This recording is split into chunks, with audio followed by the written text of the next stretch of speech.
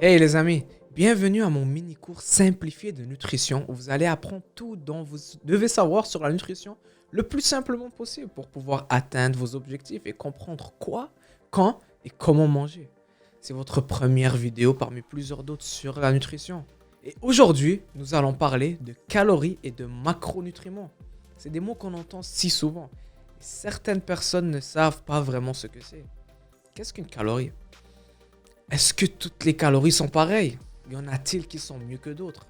Eh bien, premièrement, la calorie est une unité de mesure d'énergie. De la même manière qu'un kilogramme mesure le poids. Peu importe si c'est 1 kilogramme de papier ou 1 kilogramme de fer, ça sera toujours le même poids. Même chose pour les calories, que ce soit 100 calories de beignet ou 100 calories de poulet, ça sera toujours 100 calories et ça va vous offrir la même quantité d'énergie. Donc comprenons ça d'abord, qu'une calorie est une calorie. Si vous voulez perdre du poids et vous mangez trop de calories et surpasser votre besoin de maintenance, vous allez prendre du poids, que ce soit des calories provenant du poulet ou des calories provenant des beignets. Vous aurez trop d'énergie et vous allez donc le stocker et prendre du poids. C'est très simple. Donc, si vous essayez de perdre du poids, la règle la plus importante à suivre est d'être dans un déficit calorique. Ce qui veut dire manger moins que ce que vous brûlez. Aussi simple que ça, les amis. Maintenant, pouvez-vous manger seulement 1500 calories par jour et tous proviennent d'une pizza et perdre du poids? Oui. Est-ce idéal? Non. Pourquoi? Eh bien parce que la pizza a une haute densité de calories, ce qui veut dire que vous allez manger moins par calorie. Ça contient plus de calories par surface qu'un brocoli par exemple. Comme un kilo de papier contient plus de surface qu'un kilo de fer. Néanmoins, le plus important est le déficit calorique. Consommez moins de calories que ce que vous brûlez.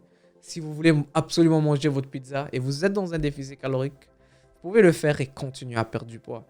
Aussi simple que ça, les amis. Mais lorsque vous voulez perdre du poids et vous êtes sur une diète, vous voulez sûrement vous assurer de manger le plus possible au lieu que de manger une bouchée d'une pizza et de ne plus pouvoir rien manger autant après. Je préfère manger 10 salades qui vont satisfaire ma faim que manger une pizza, même si les deux auront les mêmes calories. Et c'est comme ça que vous allez rendre votre diète plus facile à suivre sans mourir de faim et détester votre vie. Maintenant, est-ce que ça veut dire que votre diète sera juste des salades et des concombres très ennuyants? Bien sûr que non. Vous pouvez profiter de presque tout ce qui est cultivé, cueilli ou tué dans la nature. Dans les bonnes quantités, bien sûr. Un beau morceau de steak, haute surlanche par exemple, une patate au four et une belle salade vous donnera environ 600 calories. C'est pas ennuyant du tout. Une belle omelette le matin remplie de légumes avec un bol d'avoine avec. Une poitrine de poulet marinée méditerranéenne servie avec une couche de légumes sautés pour le soir. Est-ce que tu as encore faim? Ajoute une collation, yogourt grec 0% mélangé avec des petits fruits et une poignée de cannelle. Les options sont interminables et tous ces repas dans les bonnes quantités vous offrira toujours en bas de 2000 calories par jour. Tout est une question de choix, les amis, et de prioriser la nourriture qui a une faible densité calorique. Les fruits et les légumes contiennent beaucoup de fibres, donc ils vous rassasieront beaucoup plus que les féculents, par exemple. C'est donc une décision plus intelligente à prendre lorsque vous voulez perdre du poids. Soyez prudent avec les glucides et les gras, car ils sont très faciles à surconsommer, contrairement aux protéines. Donc pour résumer, si vous voulez perdre du poids, pensez toujours que vous devez être dans un déficit calorique avant de penser aux protéines, glucides et gras.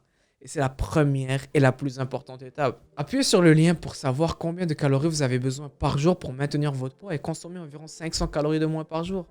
Pas besoin d'aller trop rapidement avec des jeûnes extrêmes en vous privant de nourriture car ça créera des désavantages. Donc un déficit de 500 calories par jour est parfait pour vous aider à perdre le gras doucement, sans trop souffrir, détester votre vie et causer des désavantages.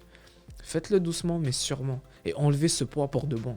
Lorsque vous aurez trouvé ce bon numéro de calories à consommer pour vous, vous pouvez maintenant choisir vos sources de nourriture préférées tout autant que vous respectez quelques directives. Même chose pour les gens voulant prendre du poids et bâtir du muscle. Vous pouvez manger toutes les protéines et poulets que vous voulez, mais si vous êtes dans un déficit calorique, vous ne pourrez jamais prendre du poids. Commencez avec 500 calories en surplus et laissez votre corps grandir doucement au lieu d'ajouter trop de calories trop rapidement et prendre du gras inutile. Vous allez devoir ajouter de la nourriture qui a une haute densité calorique tout en respectant quelques directives aussi. Donc ça ne veut pas dire que vous pourrez manger de la pizza toute la journée parce que vous allez prendre plus de gras que de muscles dans ce cas. Maintenant, parlons des macronutriments. Et c'est là que la composition des calories va changer. Il y a deux groupes majeurs de nutriments, les macronutriments et les micronutriments. Macro veut dire grand et ils ont eu ce nom car notre corps en a besoin en grande quantité. On parle de protéines, de glucides et de gras. Chaque gramme de protéines et de glucides contient 4 calories et chaque gramme de gras contient 9 calories. Micro veut dire petit parce que même s'ils sont cruciaux, nous en avons besoin en plus petite quantité. Les micronutriments consistent de vitamines et de minéraux que nous allons voir dans la prochaine vidéo. Maintenant, 100 calories de poulet vous affectera différemment que 100 calories de beignet. 100 calories de poulet aura plus de protéines, alors que 100 calories de beignet contiendra plus de gras et de glucides. Ce sont tous les deux 100 calories, mais ils vont vous affecter différemment. Maintenant, est-ce que ça fera une différence si je suis dans un déficit calorique et je veux perdre du poids? Au très court terme, ça ne fera probablement pas trop de différence. Mais oui, généralement parlant, ça fait une très grosse différence. Donc ne négligez pas ça, pas seulement en termes de santé, mais aussi en termes de perte de poids et d'atteindre vos objectifs physiques, même si dans les deux cas, vous consommez la même quantité de calories. Maintenant, vous allez sûrement vous dire, eh bien, comment ça se fait que si c'est la même quantité de calories, ça va m'affecter? De manger du poulet, par exemple, à l'opposé de beignets, si les deux ont les mêmes nombres de calories. Eh bien, tout d'abord, il y a l'effet thermique de la nourriture, ce qui est l'énergie requise pour la digestion et l'absorption de ces calories que vous consommez. Les protéines ont un effet thermique de 25 à 30% contre 5 à 10% pour les glucides et seulement 3 à 5% pour les gras. Donc manger 100 calories de protéines reviendra à 70 calories après digestion, alors que 100 calories de glucides et de gras reviendra à toujours 95 calories après digestion. Donc en fait, la protéine augmente votre métabolisme et vous aide à brûler plus de calories au quotidien. De plus, la protéine est très rassasiante, donc ça vous gardera rassasié plus longtemps et baissera les hormones de faim et donc vous empêchera de grignoter entre vos repas. De plus, la protéine aide à bâtir et maintenir les muscles et le plus de muscles que vous avez, le plus de calories que vous allez brûler au quotidien. Un livre de muscle brûle 7 à 10 calories par jour, à l'opposé de 2 calories pour une livre de gras. Donc le plus de muscles que vous avez, le plus rapide sera votre métabolisme et le plus de calories que vous allez brûler au quotidien. Donc gardez votre consommation de protéines élevée est une chose très intelligente à faire lorsque vous voulez perdre du gras. Consommez-en à chaque repas et visez pour au moins 1 gramme jusqu'à 1,5 g par livre de poids corporel. Environ 35 à 50% de votre consommation totale de calories doit venir des protéines. Maintenant, bien sûr, vous allez consommer des glucides et des lipides. Les lipides sont essentiels et nous en avons besoin pour maintenir les fonctions hormonales et la santé générale. Environ 20 à 30% de votre consommation de calories totale est un bon endroit pour commencer. Vous voulez regarder de plus près quel type de lipides vous consommez, mais on en parlera de ça plus tard. Et finalement, les glucides, qui sont la source principale d'énergie pour notre corps. Ils peuvent constituer le reste, 25 à 30% pour commencer, et ajuster plus tard dépendamment de votre niveau d'activité. C'est juste un exemple, ça ne doit absolument pas être comme ça les amis. Mais c'est un bon endroit pour commencer si vous êtes perdu et vous essayez de vous retrouver. Vous n'avez évidemment pas à calculer ces pourcentages et vous compliquer la vie, mais simplement en être conscient lorsque vous mangez. Certaines personnes fonctionnent mieux sur plus de lipides et de protéines et sans aucune glucide, qui est la diète keto par exemple. D'autres fonctionnent mieux sur plus de glucides et moins de lipides. Seulement vous pourrez décider ça pour vous-même et pourrez ajuster au fur et à mesure que vous avancez dans la diète. Une chose est sûre et que vous aurez toujours besoin d'environ 1 g de protéines par poids corporel par jour. Et une fois que vous avez trouvé cette bonne quantité pour vous, vous devrez rester stable. Vous pourrez ensuite jouer avec vos glucides et vos lipides, dépendamment de comment vous vous sentez mieux, tout en gardant un minimum de lipides à des fins de santé. Tout autant que votre protéine est stable et vos calories totales sont pareilles, jouer avec vos glucides et vos lipides ne changera pas grand-chose en termes de perte de poids, donc vous aurez plus de liberté dans ce domaine. Maintenant, pour les gens qui ont de la difficulté à prendre du poids, les hard gainers qui veulent bâtir du muscle et prendre du poids, comme j'ai dit, vous devez être dans un surplus calorique.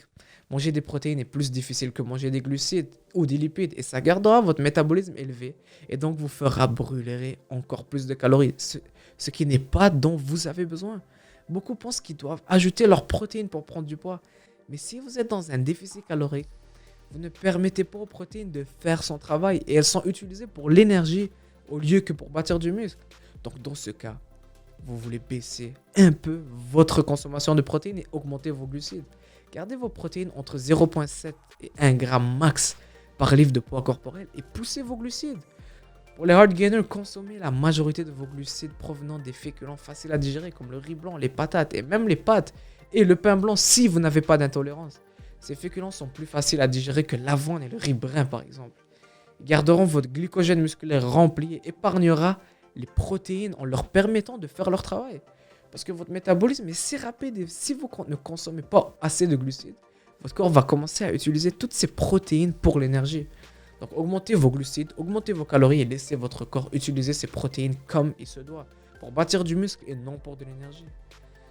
Donc ne pas trop surconsommer les fibres aussi dans votre cas, car ils vont ralentir la digestion et vous garderont rassasié plus longtemps. Donc les amis, j'espère avoir été clair et simple dans cette vidéo. La dernière chose que je vais faire, c'est vous confondre.